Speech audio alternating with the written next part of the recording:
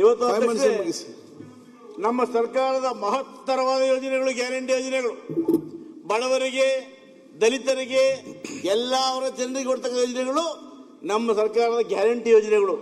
ಅಧ್ಯಕ್ಷರೇ, ಗೃಹಲಕ್ಷ್ಮಿಗೆ ಇವತ್ತು ನಮ್ಮಲ್ಲಿ 1,20,000 ಕೋಟಿ ಮಹಿಳೆಯರು ಇವತ್ತು ಪ್ರತಿ ತಿಂಗಳು ಕೂಡ ನಮ್ಮಲ್ಲಿ 2,000 ಹಣ ತಗೊಳ್ತಾ ಇದ್ದಾರೆ.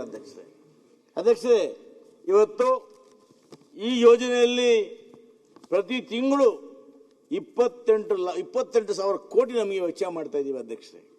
ಅಧ್ಯಕ್ಷರೇ, ಅನ್ನಭಾಗ್ಯ ಸಿದ್ದರಾಮಯ್ಯನವರ ಕನಸೇನೆಂದ್ರೆ ಈ ರಾಜ್ಯದಲ್ಲಿ ಪ್ರತಿಯೊಬ್ಬ ಬಡವನು ಕೂಡ ಊಟ ಮಾಡಬೇಕು, ಯಾರು ಹಸಿವಿರಬಾರ್ದು ಅಂತೇಳಿ ಈ ಅನ್ನಭಾಗ್ಯ ಯೋಜನೆಗೆ 10 ಅಕ್ಕಿ ಕೊಡೋ ಮುಖಾಂತರ ಇವತ್ತು ನಾವು ಇದರ ಯೋಜನೆಯನ್ನ ಈ ಒಂದು ರಾಜ್ಯದ 4.5 ಲಕ್ಷ ಕೋಟಿ ಜನ ಇವತ್ತು ಪಡ್ಕೊಳ್ತಾ ಇದ್ದಕ್ಕೆ ಇದಕ್ಕಾಗಿ ಪ್ರತಿ ವರ್ಷ ನಾವು 10,000 ಕೋಟಿ ರೂಪಾಯಿಗಳನ್ನ ಖರ್ಚು ಮಾಡ್ತಾ ಇದ್ದೀವಿ.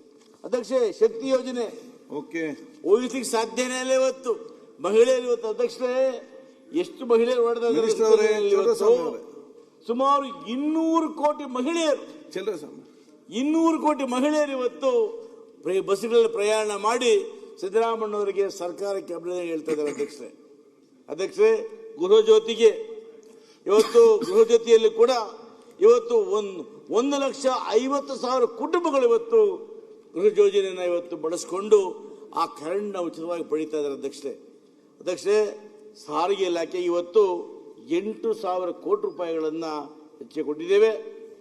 ಮತ್ತು ಸರ್ಕಾರಿ ಸಾರಿಗೆ ಸಂಸ್ಥೆಗಳ ಬಲವರ್ಧನೆಗೆ 3,000 ಕೋಟಿ, ಗ್ರಾಮೀಣ ರಸ್ತೆಗಳ ಬಸ್ ಆರಂಭಕ್ಕೆ 1,000 ಕೋಟಿ, ಹೊಸ ಡಿಪೋಗಳನ್ನು ಮಾಡಲಿಕ್ಕೆ ಕೂಡ 1,000 ಕೋಟಿಯನ್ನ ಈ ಸರ್ಕಾರ ಕೊಟ್ಟಿದೆ. ಅಧ್ಯಕ್ಷರೇ, ಇವತ್ತು ನಮಗೆ ಯಾವುದೇ ಮಂತ್ರಿಗಳು ಕೆಲಸ ಮಾಡಿದಾಗ ಅವರ ಹೆಸರು ಉಳಿದೋದು. ಅಧ್ಯಕ್ಷರೇ, ಇವತ್ತು ತಮ್ಮನ್ನು ನಾವು ಹೇಗೆ ತಿಳ್ಕೊಳ್ತೀವಿ ಅಂದ್ರೆ, ನೀವು ಆರೋಗ್ಯ ಮಂತ್ರಿಗಳಾಗಿದ್ದಾಗ ನಮ್ಮ ಜಿಲ್ಲೆಯ ನೀವು ಉಸ್ತುವಾರಿ ಮಂತ್ರಿಗಳಾಗಿದ್ರಿ. ಅಧ್ಯಕ್ಷರೇ, ಎಲ್ಲಿಯ ಕೋಲಾರ, ಎಲ್ಲಿಯ ಮಂಗಳೂರು ಗಾದೆ ಹೇಳ್ತಾರೆ, ಬೆಟ್ಟದ ನಲ್ಲಿಕಾಯಿ ಸಮುದ್ರದ ಉಪ್ಪು ಅಂತ. ಹಾಗೆ ನೀವು ಕೋಲಾರಕ್ಕೆ ಉಸ್ತುವಾರಿ ಮಂತ್ರಿಗಳಾಗಿದ್ದಾಗ ಬಂಗಾರಪೇಟೆ ಮತ್ತು ಕೋಲಾರ ಜಿಲ್ಲೆಗೆ ಹೊಸ ಹಾಸ್ಪಿಟಲ್ ಕೊಟ್ಟರೆ. ಅಧ್ಯಕ್ಷರೇ, ಇವತ್ತಿನ ಸಚಿವರು ಅಲ್ಲದೆ ಇರ್ಬೋದು, ಆದರೆ ನಮ್ಮ ಜನ ಇವತ್ತು ನೀವು ಕೊಟ್ಟಂತ ಹೊಸ ಹಾಸ್ಪಿಟಲ್ಗಳು, 108 ಆಂಬುಲೆನ್ಸ್ಗಳು ಇವತ್ತು ಕೂಡ ತಮ್ಮನ್ನು ತಿಳ್ಕೊಳ್ತಾರೆ. ನಮಗೂ ಆಸೆ ಆಯ್ತು ನೀವು ಮಂತ್ರಿ ಆಗಲಿ ಅಂತ, ಅದಕ್ಕೆ ನಾವು ಕೂರಿಸ್ಬಿಟ್ರು. ಅಲ್ಲಿ ಕೂರಿಸಿದ್ರು ಕೂಡ ನೀವು ಒಳ್ಳೆ ಇವತ್ತು ಒಬ್ಬ ಅಲ್ಪಸಂಖ್ಯಾತರು ಅಧ್ಯಕ್ಷರೇ, ಅಲ್ಪಸಂಖ್ಯಾತರು ಕೂಡ ಸ್ಪೀಕರ್ ಸ್ಥಾನವನ್ನ ಸಮರ್ಥವಾಗಿ ನಿಭಾಯಿಸಬಲ್ಲರು ಅಂತೇಳಿ ತಾವು ಪ್ರೂವ್ ಮಾಡಿದ. ಅಧ್ಯಕ್ಷರೇ, ತಮಗೆ ನಾನು ಅಭಿನಂದನೆಗಳನ್ನು ಸಲ್ಲಿಸ್ತೇನೆ.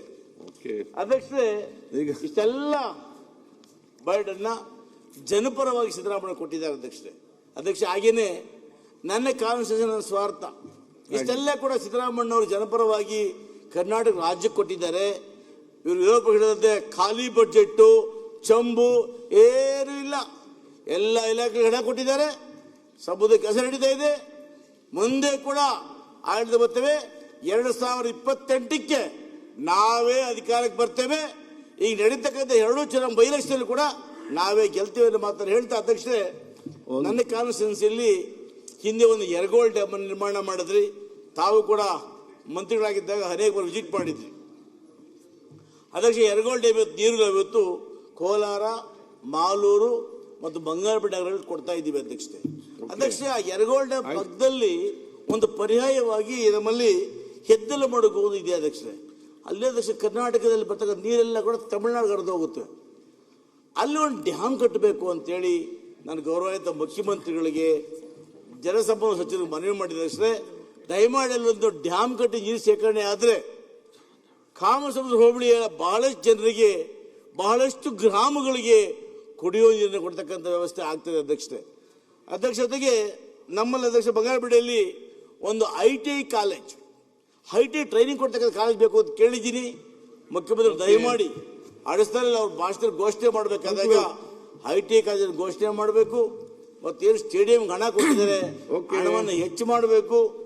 ಇದರೊಟ್ಟಿಗೆ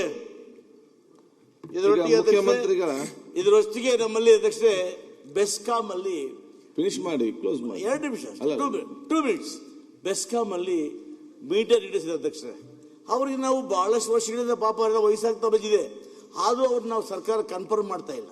ಓಕೆ, ಅವ್ರು ಕನ್ಫರ್ಮ್ ಮಾಡಲಿಲ್ಲ ಅಂದರೆ ಸರ್ಕಾರಕ್ಕೆ ಆದಾಯ ಕುಂಟಾಗ್ತದೆ. ದಯಮಾಡಿ ನಾನು ಗೌರವಾನ್ವಿತ ಮುಖ್ಯಮಂತ್ರಿಗಳು ಒತ್ತಾಯ ಮಾಡ್ತೇನೆ, ಕರ್ನಾಟಕದ ಎಲ್ಲೆಲ್ಲಿ ಆ ಭಾಗದಲ್ಲಿ ಈ ಮೀಟರ್ ಇಡಿಯನ್ನು ಕೆಲಸ ಮಾಡ್ತಕ್ಕಂಥ ಎಲ್ಲ ಉದ್ಯೋಗಸ್ಥರನ್ನ ಕನ್ಫರ್ಮ್ ಮಾಡಬೇಕು ಅಂತೇಳಿ ನಾನು ತಮ್ಮ ಮುಖೇನ ಒತ್ತಾಯ ಮಾಡ್ತೇನೆ. ಅದೇ ರೀತಿ ಅಧ್ಯಕ್ಷರೇ, ಕನ್ಕ್ಲೂಡ್ ಬಂದೆ ಅಧ್ಯಕ್ಷರೇ, ನಮ್ಮ ಸರ್ಕಾರ ಇವತ್ತು 12,000 ನಾವು ಪೌರ ಕಾರ್ಮಿಕರನ್ನ ನಮ್ಮ ಸರ್ಕಾರ ಉದ್ಯೋಗ ಕೊಟ್ಟರೆ ಅಧ್ಯಕ್ಷರೇ. ಅವರಿಗೆ ಸರಿಸಮಾನ ಕೆಲಸ ಮಾಡ್ತಕ್ಕಂಥವ್ರು ವಾಟರ್ ಸಪ್ಲೈ ಅವರು. ಆ ವಾಟರ್ ಸಪ್ಲೈ ಅವ್ರನ್ನ ನಾವು ಕನ್ಫರ್ಮ್ ಮಾಡಲಿಲ್ಲ. ಆದರೂ ಕೂಡ ಪೌರಕಾರ ಜೊತೆಯಲ್ಲೇ ಕೆಲಸ ಮಾಡ್ತಕ್ಕಂಥ ನೀರು ಸರಬರಾಜು ಸಿಬ್ಬಂದಿನೂ ಕೂಡ ಕನ್ಫರ್ಮ್ ಮಾಡಲೇಬೇಕು ಅಧ್ಯಕ್ಷ. ಯಾಕಂದ್ರೆ ಅವರು ಕೂಡ ಬಹಳಷ್ಟು ವರ್ಷದಿಂದ ಡೈಲಿ ಕೆಲಸ ಮಾಡ್ತಾ ಇದ್ದಾರೆ.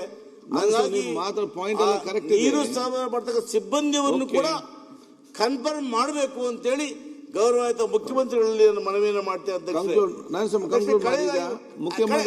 ಕಡೆಯದಾಗಿ ಒಂದೇ ಮಾತು ಅಧ್ಯಕ್ಷ, ಕಡೆಯದಾಗಿ ಈ ಸರ್ಕಾರ ಹೇಳಿದಕ್ಷರೇ, ಈ ಸರ್ಕಾರ ಮುಸಲ್ಮಾನರನ್ನ ಓಲೈಕೆ ಮಾಡ್ತಕ್ಕಂಥ ಬಜೆಟ್ ಅಂತೇಳಿ ಬಹಳ ಜನ ಕೂಡ ಹೇಳ್ತಾ ಇದ್ರು ಅಧ್ಯಕ್ಷರೇ. ಇವತ್ತು ಈ ಒಂದು ಬಜೆಟ್ನಲ್ಲಿ ಮುಸ್ಲಿಂ, ಕ್ರಿಶ್ಚಿಯನ್, ಜೈನರು, ಬೌದ್ಧರು, ಸಿಖ್ರು ಸೇರಿದಂತೆ ಅಲ್ಪಸಂಖ್ಯಾತರು ಒಟ್ಟು ಅಧ್ಯಕ್ಷರೇ 15.79% ಇದ್ದಾರೆ. ಆದರೆ ಅವರಿಗೆ ನಾವು ಈ ಗಾತ್ರದಲ್ಲಿ 44,48,000 ಕೋಟಿ, ಇದನ್ನ 15.70 ಲೆಕ್ಕ ಮಾಡಿದಾಗ 25,000 ಕೋಟಿ ಕೊಡಬೇಕಾಗುತ್ತೆ ಅಧ್ಯಕ್ಷರೇ. ಆದ್ರೆ ಎಷ್ಟು ಕೋಟಿ ಇವತ್ತು ನಾವು ಕೊಟ್ಟಿರ್ತಕ್ಕಂಥದ್ದು ಈ ಬಜೆಟ್ನಲ್ಲಿ ಕೇವಲ 4,701 ಕೋಟಿ ಮಾತ್ರ. ಇದು ಜಾಸ್ತಿ ಅಧ್ಯಕ್ಷರೇ. ಇದು ಅರ್ಥ ಮಾಡಿಕೊಳ್ಳದೆ ಸುಮ್ಮನೆ ಸಿದ್ದರಾಮಯ್ಯ ಗೂಬೆ ಕೂರಿಸೋದು ಓಕೆ ಇಲ್ಲ. ಇವತ್ತೇನು ನಮ್ಮ ಗೌರವಾನ್ವಿತ ಈ ದೇಶ ಕಂಡಂತಹ ದಾಖಲೆ ಬಜೆಟ್ ಮಂಡಿಸಿರ್ತಕ್ಕಂಥ ಈ ಅಹಿಂದ ವರ್ಗದ ಪರವಾಗಿ ಈ ರಾಜ್ಯದಲ್ಲಿ ಇದ್ದಿರ್ತಕ್ಕಂಥ ಗೌರವಾನ್ವಿತ ಮುಖ್ಯಮಂತ್ರಿಗಳು ಏನು ಈ ಒಂದು 26-27 ಜನ ಬಜೆಟ್ ಮಂಡಿಸಿದ್ದಾರೆ, ಈ ಬಜೆಟ್ಗೆ ಬೆಂಬಲಿಸಿ ಈ ಬಜೆಟ್ ಇರ್ತಕ್ಕಂಥ ಎಲ್ಲ ಅಂಶಗಳು ಕೂಡ ನಿಜಕ್ಕೂ ಕೂಡ ಜನಪರವಾಗಿದೆ ಅಂತ ತಿಳಿದು ಆ ಬೆಂಬಲಕ್ಕೆ ನಾನು ಬಜೆಟ್ಗೆ ಬೆಂಬಲಿಸಿ ಈ ಬೆಂಬಲ ಅನುಮೋದಿಸಿಕೊಡ್ಬೇಕು ಅಂತೇಳಿ ಸನ್ಮಾನ್ಯ ಎಲ್ಲ ಗೌರವಾನ್ವಿತ ಶಾಸಕ ಮಿತ್ರರಿಗೆ ವಿನಂತಿಯನ್ನು ಮಾಡಿ ನನ್ನ ಮಾತನ್ನು ಮುಗಿಸ್ತೀನಿ.